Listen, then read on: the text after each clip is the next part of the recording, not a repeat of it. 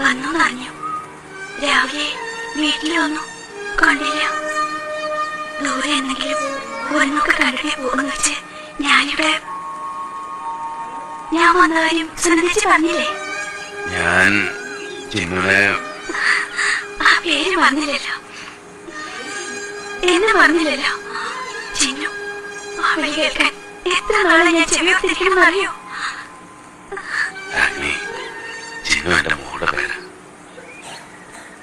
2 കുട്ടികളെ, മൂത്തത് രച്ചു, രണ്ടാമത്തവള് ചിന്നു. നിന്റെ ഓർമ്മയ്ക്ക് പേരോർത്തു